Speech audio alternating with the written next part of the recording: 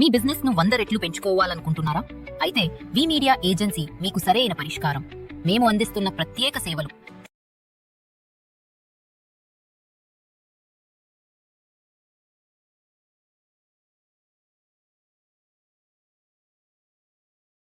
అందరికీ నమస్కారం. వీటీవీ హెల్త్‌కి స్వాగతం. ఆయుర్వేద శాస్త్రంపై గాఢమైన అధ్యయనం చేసి అనేక రుగ్మతలకు సహజ సిద్ధమైన పరిష్కారాలను అందించి రోగ నిర్ధారణలోనూ మూల కారణాలను గుర్తించి జీవన శైలిలో మార్పులు సూచించడంలోనూ ఆయనకు ప్రత్యేకమైన నైపుణ్యం ఉంది. సాంప్రదాయ ఔషధ మూలికలు, పంచకర్మ చికిత్సలు మరియు ఆహార నియమాల ద్వారా ప్రజల ఆరోగ్యం మెరుగుపరచడమే ఆయన ప్రధాన లక్ష్యం. ప్రకృతితో సమన్వయం, శరీర మనసు ఆత్మ శ్రేయస్సు అనే సిద్ధాంతాన్ని అనుసరిస్తూ సమగ్ర వైద్య సేవలు అందిస్తున్నారు ప్రసిద్ధ ఆయుర్వేద వైద్యులు డాక్టర్ కామేశ్వరరావు గారు. అలాగే వారు సురభి వారధి ఫౌండేషన్ ద్వారా ఎన్నో సేవలు కూడా చేస్తున్నారు. ఇప్పుడు మనతో వారు ఉన్నారు. వారిని అడిగి అనారోగ్య సమస్యలకు పరిష్కార మార్గాలు తెలుసుకుందాము. డాక్టర్ గారు, ఆహారంలో ఆమ అంటే టాక్సిన్స్ ఏర్పడడానికి గల కారణాలు ఏమిటి అంటారు? ఈరోజు ఆధునిక టెక్నాలజీ పెరిగిపోయి అంటే వండే విధానం కూడా స్పీడప్ అయిపోయిందమ్మా. అంటే ఒకప్పుడు ఆహారం వండే విధానంలో ఒక ప్రక్రియకే ఉంటుంది. అంటే భాండ శుద్ధి అని అంటారు. అంటే మనం వండే పాత్రల యొక్క ముందు క్లీన్ చేసుకోవడము, తర్వాత ఆహారం చేసేటువంటి విధి విధానాలు, తర్వాత నిలవ ఉండేటువంటి పదార్థాలు మనం తినేవాళ్ళం కాదనమాట. అండి పూర్వకాలంలో ఒక్క పచ్చళ్ళు తప్పితే ఏ రకమైనటువంటి పదార్థాలు మనం నిలవ పదార్థాలు మనం తినేవాళ్ళం కాదు. ఇంకొకటి ఏంటంటే ఆహారం వండే విధానంలో ఒక ప్రాసెస్ అనేది ఉంటుంది. ఆ ప్రాసెస్ని మనం ఖచ్చితంగా పాటించేవాళ్ళం అన్నట్టు. అంటే ఈరోజు మీరు ఒక సామెత అన్నప్రాసన నాడే ఆవకాయ పెట్టారా అని చెప్పారంటారు. అంటే అంటే ఎప్పుడు జరగవలసిన కార్యక్రమం అప్పుడు జరిగినప్పుడు దాంట్లో పరిపక్వత పరిణత అనేది జరుగుతుందండి. ఒక పువ్వు వికసించగానే దాని యొక్క స్మెల్ అనేది రాదండి. కొంత టైం పట్టిన తర్వాత దాని యొక్క స్మెల్ కానీ అది టోటల్ ఓపెన్ అప్ అవ్వడం కానీ జరుగుతుందండి.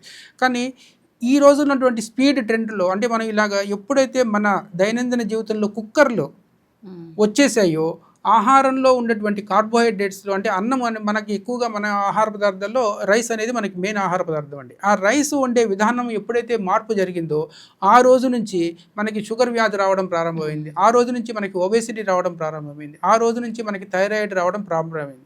కానీ ఎప్పుడు మనకి ఐడెంటిఫై జరిగింది? దాదాపు 50% జనాలకి ఈ 3 రకాల వ్యాధులు వచ్చేసిన తర్వాత అప్పుడు మనకు అర్థమైంది కుక్కర్ వల్ల వ్యాధులు వస్తున్నాయి అని చెప్పని. కానీ మనకి కుక్కర్ని ఇంట్రడక్షన్ చేసింది ఎవరో దాన్ని కనుక్కొని పెట్టారు. మనకు ఉన్నటువంటి బద్ధకాన్ని వాళ్ళు క్యాష్ చేసుకున్నారు. మనకి కావాల్సినటువంటి రోగాలు మనకి ఇచ్చారండి. కానీ ఏ ఆహార పదార్థమైనా కూడా ఇప్పుడు మీరు ఉదాహరణకి మైక్రో ఓవెన్ తీసుకుంటారు. మైక్రో ఓవెన్ కూడా ఈరోజు మళ్ళీ అమెరికా వాడే చెప్తున్నాడు మైక్రో ఓవెన్లో ఆహార పదార్థాలు తీసుకుంటే క్యాన్సర్ వస్తుంది అని చెప్పని. సో ఈ తర్వాత మనము వాడేటువంటి జర్మన్ సిల్వర్ అది కూడా రోగాలకు కారణమేనండి.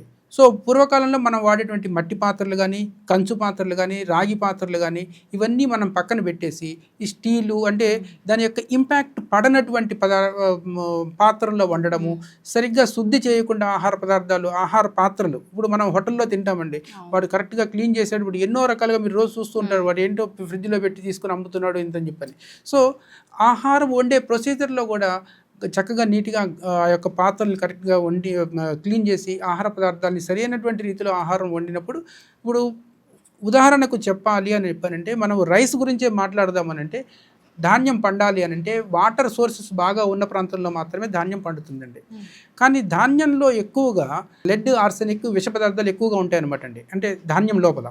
సో ఎప్పుడైతే మనం ఆహారం ఉడికినప్పుడు అంటే మనము ఎప్పుడైతే పూర్వకాలంలో మన ఆహారం ఎలా వండేవాళ్ళం అంటే దాని మీద మూత పెట్టి వండించేవాళ్ళం అనమాట. అంటే దాంట్లో ఉన్నటువంటి ఈ విష పదార్థాలు అంటే ఆర్సెనిక్ కానీ లెడ్ కానీ ఆ యొక్క వేపర్స్ ద్వారా బయటికి వెళ్ళిపోయేవి అనమాట అండి. సో ఆ రకంగా ఆహారము శుద్ధి అయ్యేది, మనకి తీసుకోవడానికి అనుకూలంగా ఉండేది అనమాట అండి. కానీ ఈరోజు మూత పెట్టి కుక్కర్లో వండడం వల్ల అందులో ఉన్నటువంటి లెడ్ కానీ ఆర్సెనిక్ కానీ విష పదార్థాలన్నీ కూడా దాని నుంచి బయటకు వచ్చి మనము తినడానికి ఈజీగా మనం తయారు చేసుకుంటాం. అంటే విష పదార్థాలు తయారు చేసుకోవడానికి మనం ఈజీగా అంటే లోపల ఎక్కడో ఉన్న విష పదార్థాన్ని తీసుకొచ్చి దాని మీద పెట్టి మనం తింటున్నాం అనమాట అండి. అలాగే ఓవెన్స్లో మైక్రో ఓవెన్స్లో పెట్టినటువంటి అంటే ఇప్పుడు ఫ్రూట్స్లో మనకి ఆర్సెనిక్ లెడ్ యొక్క క్వాంటిటీ చాలా తక్కువగా ఉంటుందండి. కానీ కాయగూరల్లో ఆ యొక్క అంటే మన శరీరాన్ని హాని కలిగించే పదార్థాలు ఎక్కువగా ఉంటాయి. అందువల్ల కాయగూరల్ని మనం ఉడికించి తింటాము. ఆ ఉడికించే ప్రాసెస్లో అంటే 30 degrees దగ్గర దాన్ని వేడి చేయడం వల్ల దాంట్లో ఉన్నటువంటి ఈ యొక్క మనకి హాని కలిగించేటువంటి పదార్థాలు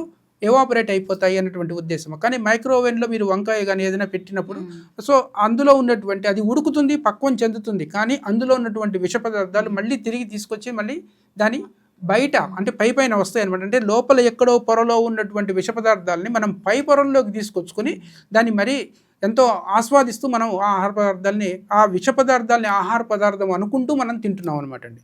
సో అందువలన ఈ ఎప్పుడైతే స్పీడ్గా ఆహారం వండాలి అనేటువంటి కాన్సెప్ట్ మనకు వచ్చిందో అప్పుడు ఆరోగ్యం యొక్క స్థితిగతులు కూడా పూర్తిగా మారిపోయాయమ్మా. డాక్టర్ గారు ఈ ఆమా టాక్సిన్స్ గురించి చాలా చక్కగా వివరించి చెప్పారు మాకు. నమస్కారం. So much sir. చూసారు కదా వ్యూవర్స్, ఎంత మంచి మంచి విషయాలు మనకు నేర్పుతున్నారు. ఇలాంటి మరిన్ని హెల్త్ రిలేటెడ్ విషయాల కోసం తప్పకుండా సబ్స్క్రైబ్ చేయండి. అలానే మీకు కూడా ఏమైనా హెల్త్ ఇష్యూస్ కానీ ఏమన్నా క్వైరీస్ కానీ ఏమైనా ఉంటే తప్పకుండా కామెంట్ బాక్స్లో కామెంట్ చేయండి. నెక్స్ట్ వీడియోలో మేము తప్పకుండా అది కూడా చేయడానికి ట్రై చేస్తాము. ఇలాంటి మరిన్ని వీడియోస్ కోసం సబ్స్క్రైబ్ చేయండి వీటీవీని.